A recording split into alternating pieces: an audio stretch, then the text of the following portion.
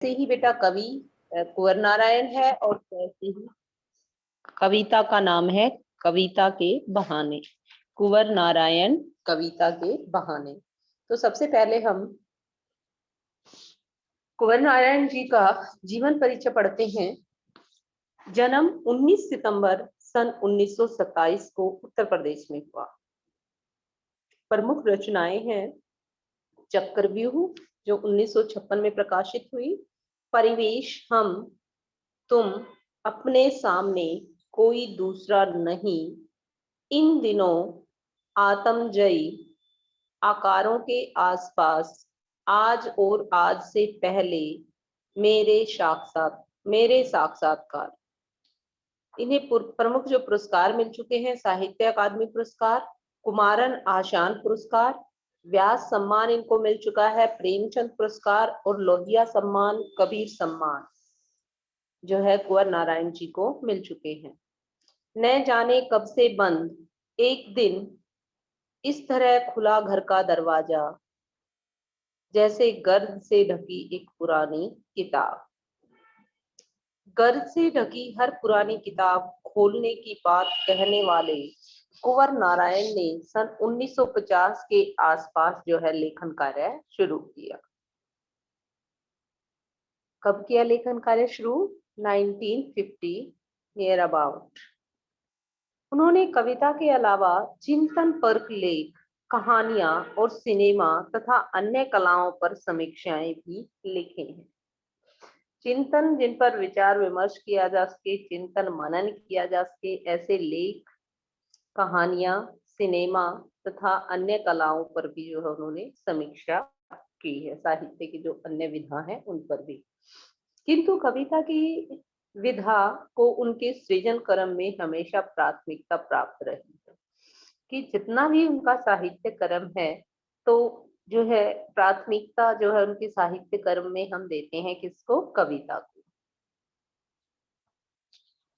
नई कविता के दौर में जब प्रबंध काव्य का स्थान प्रबंधत्व की दावेदार लंबी कविताएं लेने लगी, तब कुंवर नारायण ने आत्मजयी जैसा प्रबंध काव्य रचकर भरपूर प्रतिष्ठा प्राप्त की।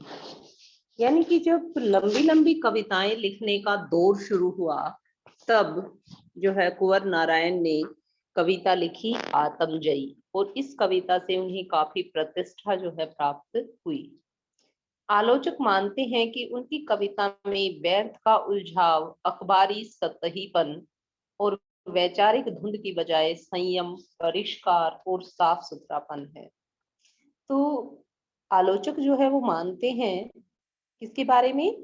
कुंवर नारायण जी के बारे में, कि इनकी कविताओं में व्यर्थ का उलझाव, अखबारी सतहीपन भी इनकी कविताओं में नहीं है, और वैचारिक धुंध की बजाय जो है संयम, परिष्कार और साफ सुथरापन है। परिष्कार का मतलब है बिल्कुल शुद्ध, साफ। भाषा और विषय की विविधता उनकी कविताओं के विशेष गुण माने जाते हैं। भाषा, विविध भाषाओं के शब्दों का प्रयोग और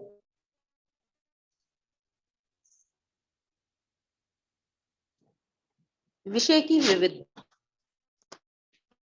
विभिन्न कविताएं हैं, उनमें यथार्थ का खुरदरापन मिलता है। यानी कि जो उनकी कविताएं हैं वो यथार्थ जीवन से संबंधित हैं।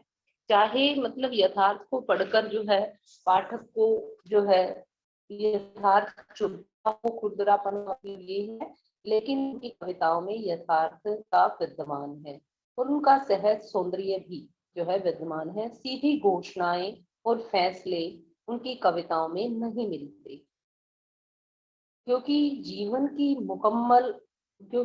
को मुकम्मल तौर पर समझने वाला एक खुलापन उनके कवि स्वभाव की मूल विशेषता है, कि उनके जो काव्य है उसमें प्रतीक अर्थों का ज्यादातर प्रयोग नहीं हुआ है। उनकी कविताओं में खुलापन जो है दिखाई देता है, कोई रहस्य भावना जो है उनकी कविताओं में उद्घाटित नहीं होती है।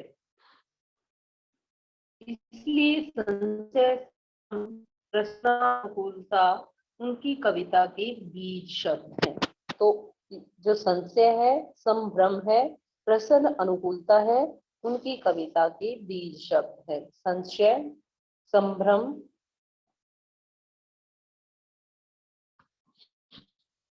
और प्रसन्न अनुकूलता उनकी कविता के बीज शब्द हैं। यानी कि उनकी कविता का जो जड़ है वो क्या है? संशय, संभ्रम और प्रसन्न अनुकूलता। नेक्स्ट है बेटा, कुंवर जी पूरी तरह नागर संवेदना के कवि हैं।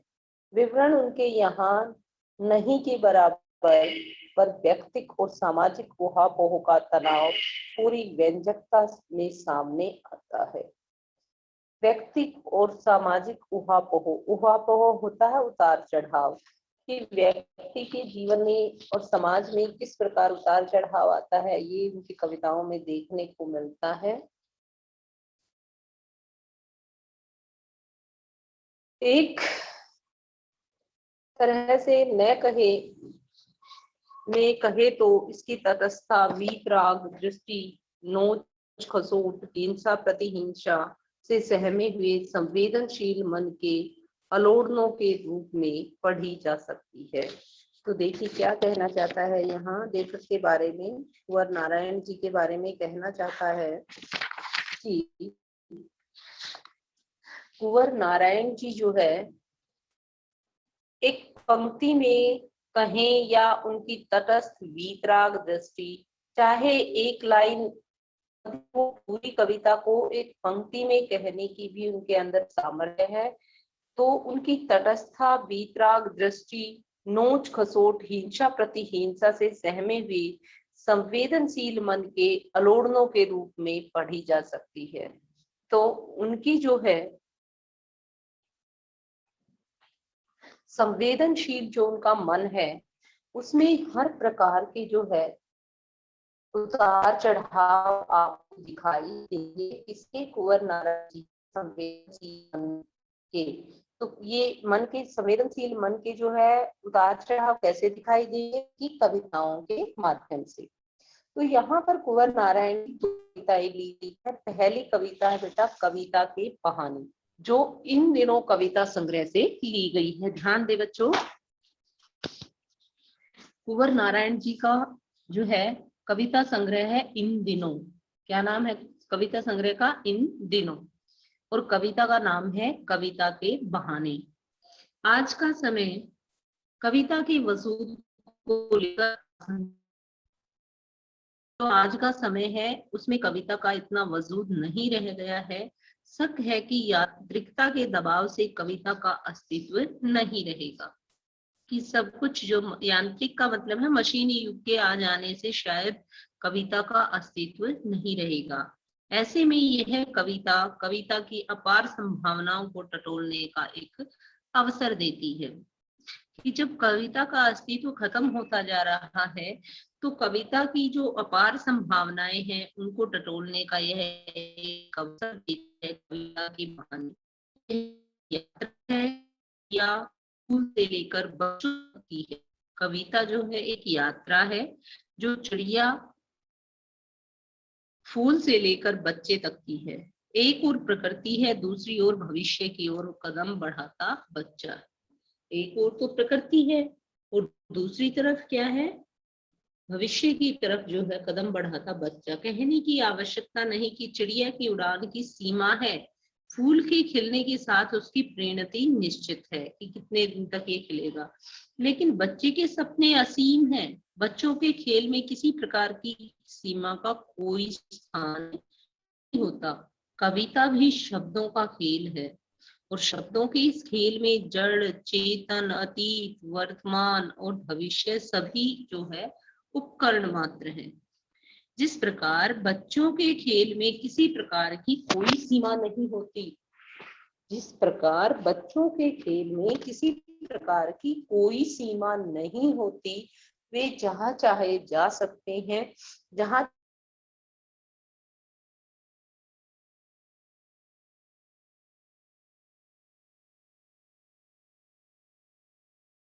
जड़, चेतन, अतीत, वर्तमान, भविष्य कहीं भी जा सकता है।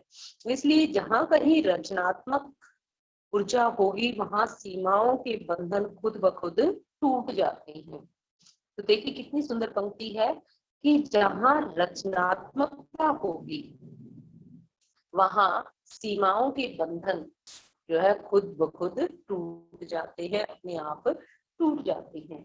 जहाँ व्यक्ति को रचनात्मकता करने की कोशिश करता है तो उसे कोई भी जो है बाधा दिखाई नहीं देती, वो चाहे घर की सीमा हो, भाषा की सीमा हो, फिर या समय की सीमा हो, ये सारी सीमाएं स्वयं टूटी। कोई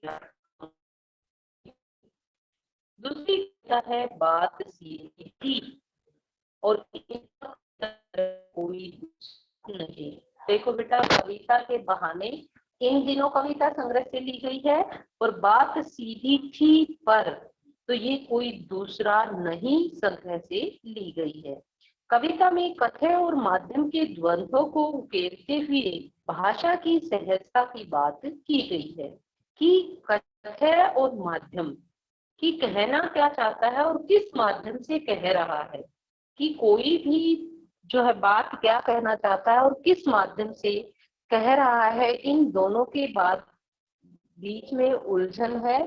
तो इसको ही जो है परिभाषित करते हुए भाषा की सहजता की बात जो है इस कविता में दिखाई गई है।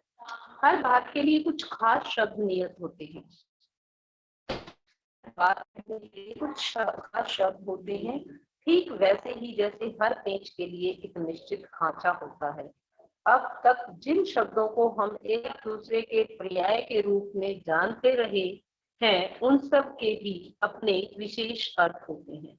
अच्छी बात या अच्छी कविता का बनना सही बात का सही शब्द से जुड़ना होता है, और जब ऐसा होता है तो किसी दबाव या अतिरिक्त मेहनत की जरूरत नहीं होती और वह सहूलियत के साथ हो जाता है। तो कविता पढ़ते हैं बेटा। कविता है हमारी कविता के बहाने। तो कविता के बहाने जो कविता है, इसमें जो कवि है वो ये कहना चाहता है कि कविता की कोई सीमा नहीं होती। जैसे बच्चे के सोचने की, समझने, एक बच्चे के सोचने की कुछ भी सीमा नहीं होती, कोई भी सीमा नहीं होती, वैसे ही कविता की भी कोई सीमा नहीं होती। तो बेटा शुरू करते हैं हम कविता के बहाने। पेज नंबर 17 आप ओपन करेंगे, पेज नंबर 17। और काव्य संग्रह का क्या नाम है? इन दिनों। कविता के बहाने जो कविता है वो कुंवर नारायण जी के इन दिनों काव्य संग्रह से ली गई है। क्या है कविता का नाम? कविता के बहाने। और काव्य संग्रह का नाम है इन दिनों, और कवि का नाम है बेटा कुंवर नारायण। तो कवि क्या कहता है? कविता एक उड़ान है चिड़िया के बहाने। कविता जो है वो एक कल्पना की उड़ान है, कि जो कवि जब कविता लिखता है तो उसमें उसकी कल्पना निहित होती है। वो जो चाहे सोच सकता है, जो उसका मन जहाँ चाहे जा सकता है, जहाँ जो चाहे सोच सकता है। तो कविता जो है वो कल्पना की उड़ान है। कविता एक उड़ान है। तो कविता किसकी उड़ान है? कल्पना की बात उड़ान है। अब कविता एक कल्पना की उड़ान है चिड़िया के बहाने।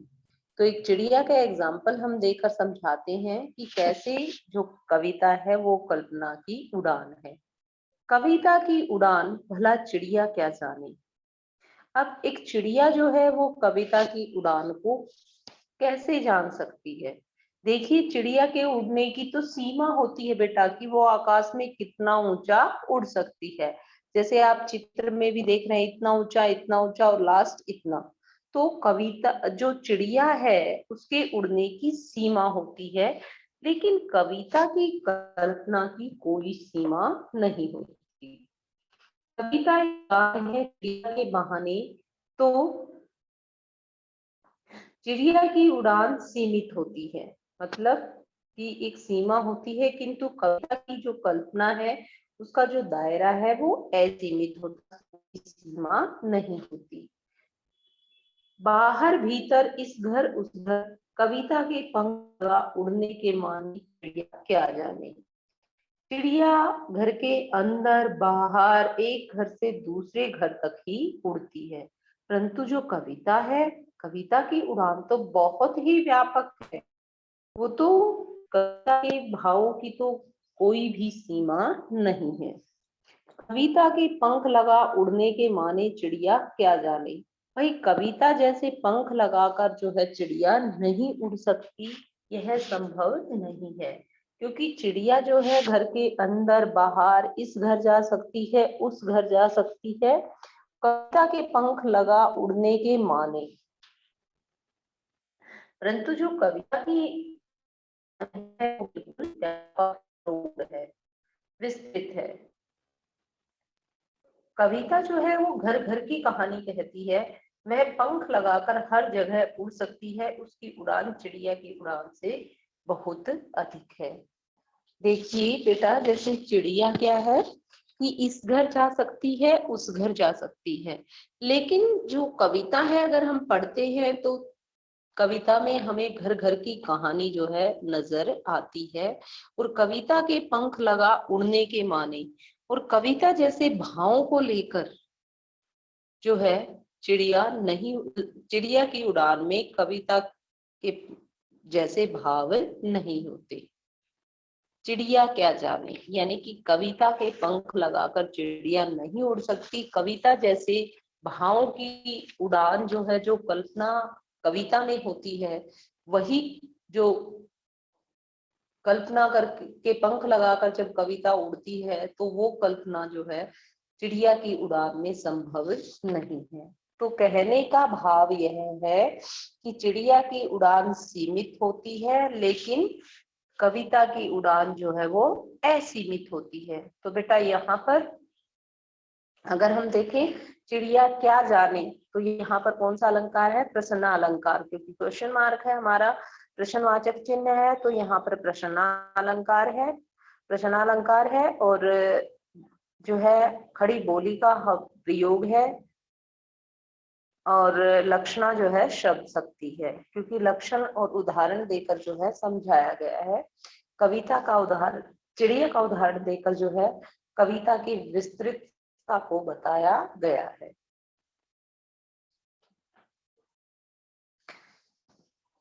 ये हो जाएगा आपका विशेष। और व्याख्या एक बार फिर ध्यान से देखेंगे। कविता एक उड़ान है चिड़िया के बहाने। कविता जो है कल्पना की उड़ान होती है। जिस प्रकार चिड़िया उड़ती है तो वह कविता की जैसी कल्पना लेकर उड़ान नहीं उड़ सकती। चिड़िया जो है कविता जैसी जितना नहीं उड़ सकती, क्योंकि चिड़िया के उड़ने की एक सीमा होती है, लेकिन जो कविता है उसकी जो उड़ान है वो असीमित होती है। चिड़िया जो है इस घर जाती है उस घर जा सकती है, घर के बाहर जा सकती है, भीतर जा सकती है, लेकिन जो कविता है वो घर घर की कहानी है, हर घर की कहानी है। और कविता के पंख लगा उड़ने के माने चिड़िया क्या जाने। तो कविता जैसे भावों को लेकर चिड़िया नहीं उड़ सकती, जिस प्रकार कल्पना के पंख लगाकर भावों को धारण करके कविता उड़ती है, कविता सबके पास पहुंच जाती है, वैसे ही चिड़िया जो है नहीं पहुंच सकती। भावों के पंख लगाकर चिड़िया जो है, जिस प्रकार कविता भावों के पंख लगाकर हर पाठक तक पहुंच जाती है, वैसे ही चिड़िया जो है हर पाठक तक नहीं पहुंच सकती। कविता एक खिलना है फूलों के बहाने, कविता का खिलना भला फूल क्या जाने। तो देखिए क्या कहता है कवि कि कविता की रचना फूलों के बहाने हो सकती है। भी फूलों को देखकर जो है कवि खुश हो सकता है और वो कविता कर सकता है। कि कवि का मन भी ऐसे ही प्रफुल्लित होता है जैसे फूल खिलता है जब वो कविता लिखता है। कविता एक खिलना है फूलों के बहाने, कि जैसे एक फूल खिलता है वैसे ही कविता लिखते हुए कवि का मन भी प्रसन्न होता है। कविता का खिलना भला फूल क्या जाने। लेकिन जब कविता में रंग भाव आदि आते हैं तो उनकी जानकारी जो है फूल को नहीं है, फूल उसके बारे में कुछ नहीं जानते। जब कविता के अंदर कवि रंग भाव ये सब भरता है तो ये इन सब के बारे में जो है फूल नहीं जान सकता। फूल तो सिर्फ खिल सकता है, मुरझा सकता है, लेकिन कविता जब खिलती है उसमें रंगों का भावों का जब समावेश होता है तो कविता के खिलने के बारे में फूल कुछ नहीं जानता। बाहर भीतर इस घर उस घर बिना मुरझाए महकने के माने फूल क्या जाने। कि फूल का तो एक सीमा होती है कि वह इतने समय तक, समय सीमा होती है कि इतने समय तक खिला रहेगा और फिर मुरझा जाएगा। लेकिन जो कविता है वो बाहर भीतर इस घर उस घर बिना मुरझाए कैसे महकती है, इसकी जानकारी फूल को नहीं है। अब कविता देखिए, यदि हमारे पास पुस्तकें हैं तो वो किसी भी समय हम उनको पढ़ सकते हैं, किसी भी समय कविता महक जो है ला सकती है। मीन्स अपने भावों को जो है, अपने भावों को ताजा कर सकती है जब पाठक उसे पढ़ सकता है। लेकिन जो फूल है वो मुरझाने के बाद दोबारा नहीं खिल सकता। लेकिन एक कविता जो है पढ़ने के बाद भी दोबारा पढ़ी जा सकती है और उसके भावों को, उसके रंगों को ग्रहण किया जा सकता है। तो बाहर भीतर इस घर उस घर बिना मुरझाए महकना जो है किसका काम है? कविता का काम है। फूल इसके बारे में क्या जान सकता है? फूल को तो बिना मुरझाए महकना आता है। कविता एक खेल है बच्चों के बहाने, बाहर भीतर यह घर वह घर सब घर एक कर देने के माने बच्चा ही जाने। तो कविता एक खेल है बच्चों के बहाने। तो कविता जो है एक खेल है, जैसे बच्चे खेल खेल में कल्पना में पता नहीं कहाँ पहुंच जाते हैं, क्या बना लेते हैं, वैसे ही एक कविता भी जो है एक बच्चों का खेल है। चाहे किसी से बोलना हो ना हो, बच्चे बिल्कुल जो है निर्मल होते हैं। वो बाहर भीतर इस घर उस घर, उसे नहीं पता कि इस घर में जाना है या नहीं जाना है। तो जिस प्रकार एक कविता, जिस प्रकार बच्चे जो है बच्चे खेल खेल में बाहर भीतर इस घर उस घर सब घरों को एक कर देती हैं। उनको ये नहीं पता कि इनसे नहीं बोलना है, इनके घर नहीं जाना है। वैसे ही जो है सब घर एक कर देने के माने बच्चे ही जानते हैं। तो कविता भी सबको एक कर देने की कल्पना संसार में डूबने का जो माने है वो कविता ही जान सकती है। तो कविता की उड़ान जो है चिड़िया नहीं जान सकती, क्योंकि चिड़िया की उड़ान सीमित है, कविता की उड़ान असीमित है।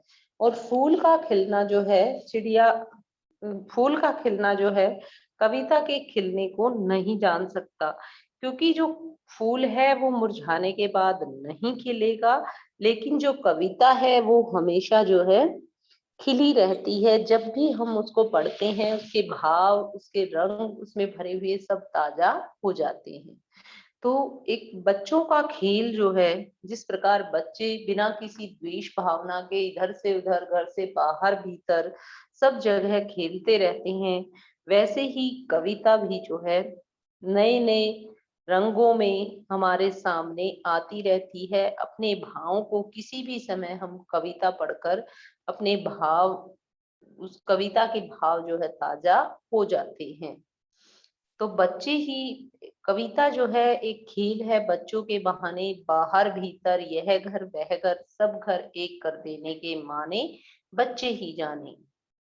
तो क्या कहते हैं कवि कि जिस प्रकार बच्चों की तरह बच्चों का संसार बेपरवाह होता है, उसी प्रकार जो कविता का संसार है वो भी बेपरवाह होता है। तो बेटा किस बोली का प्रयोग है? साहित्यिक खड़ी बोली का प्रयोग है, मुक्त छंद है। और अगर हम देखें तो बच्चा ही जाने, तो यहाँ क्या है कि बालक के मन की जो है अभिव्यक्ति हुई है, बाल मन की अभिव्यक्ति हुई है। ध्यान से समझेंगे बच्चे इसको, बिल्कुल आसान सी कविता है। कि चिड़िया और फूल जो है कविता की उड़ान को, कविता के खिलने को नहीं समझ सकते, इनकी तुलना हम नहीं कर सकते। तो इसके क्वेश्चन सब देखेंगे।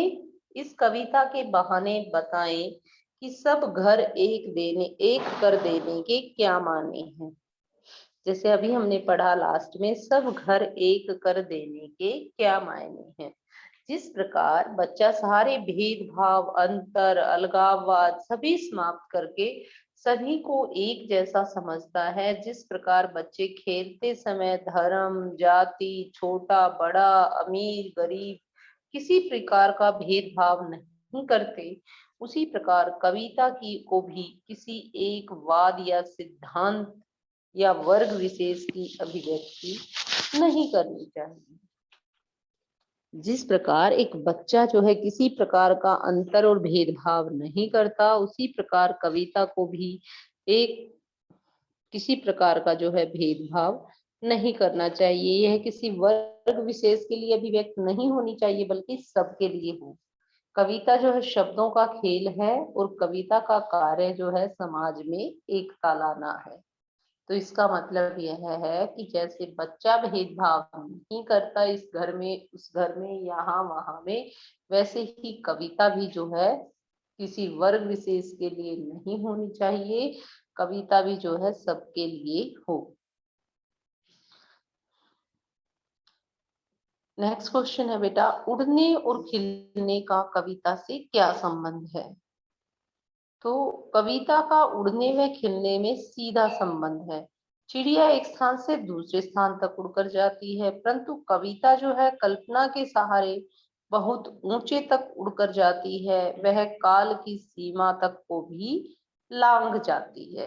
कि जैसे इस कविता को इतने साल हो गए बने, तब भी यदि हम उसके शब्दों को पढ़ेंगे तो वह समय की सीमा को भी लांघ जाती है।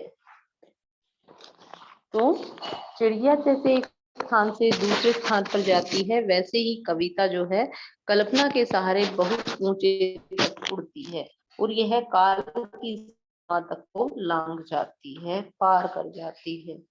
इसी तरह कविता जो है फूल की तरह विकसित होती। फूल अपनी सुंदरता व सुगंध समाज को प्रदान करता है, उसी तरह जो कविता है वह भी मानवीय भाव से विकसित होकर तरह तरह के रंग दिखाती है। उसकी खुशबू जो है प्राचीन काल से चली आ रही है, यानी कि जब कविता पढ़ोगे तभी उसकी खुशबू फैल जाएगी। तो इस प्रकार जो है कविता की जो तुलना है वो उड़ने और खिलने से की है। वह हर युग में मानव को आनंद देती रहती है।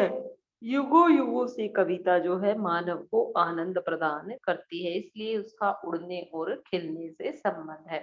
उड़ने का मतलब है बेटा उसमें कल्पना के रंग भरना, इमेजिनेशन जो होती है कविता में, उसका संबंध है उड़ने से।